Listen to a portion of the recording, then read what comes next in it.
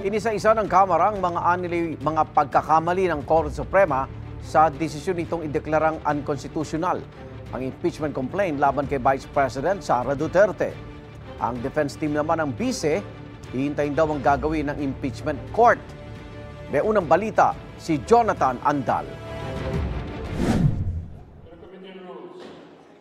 Iaapela ng House Prosecution Panel sa Korte Suprema ang desisyon nitong nagsabing labag sa konstitusyon ng impeachment kay Vice President Sara Duterte. Ang pinakabatayang saligan ng desisyon kung saan umikot ang mga legal pronouncement ng Korte ay mali.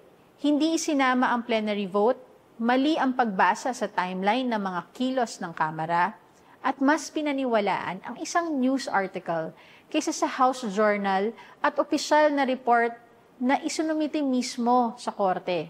Nakakabahala na ang desisyon ay hindi man lang bumanggit o tumugon sa mga dokumentong ito.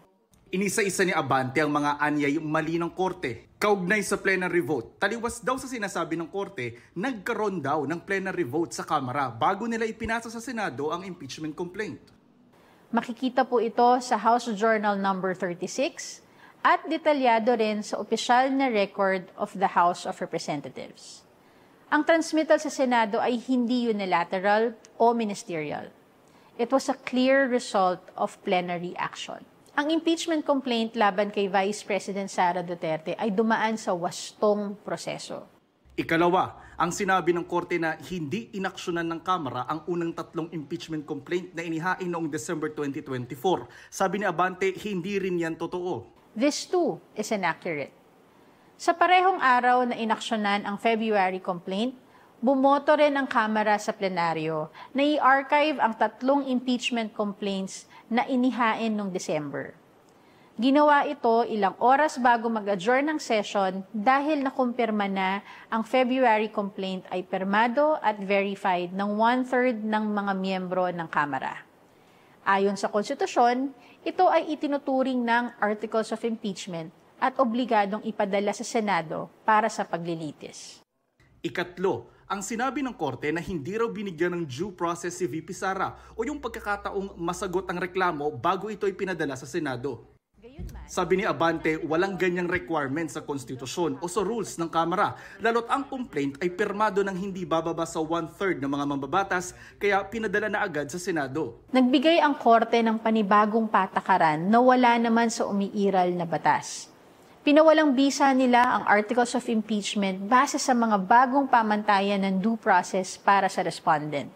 Kung due process at opportunity to be heard ang usapan, ilang beses nang naimbitahan si Vice President Sara Duterte sa mga pagdinig ng committee na natili siyang tikom ang bibig. Pumalag dyan ang abogado ni VP Sara. Hiwalay naman yung naging mga committee hearings. If I'm not mistaken, sa aking interpretation, ang tinatalakay ng Supreme Court doon ay yung due process mismo doon sa pag-initiate ng impeachment proceedings, which includes yung pagbibigay sa kanya ng kaukulang pagkakataon upang sumagot doon sa draft articles of impeachment or draft impeachment complaint. Ayon kay POA, nagpasalamat sa kanilang Vice Presidente nang makarating sa kanya ang desisyon ng Korte Suprema. Handa na raw sana ang defense team sa impeachment trial. Ngayon, maghihintay raw muna sila sa mga mangyayari sa impeachment court. Sa ngayon, wala pang petsa ang Kamara kung kailan sila magka-file ng motion for reconsideration sa Korte Suprema. Ito ang unang balita. Jonathan Andal para sa GMA Integrated News.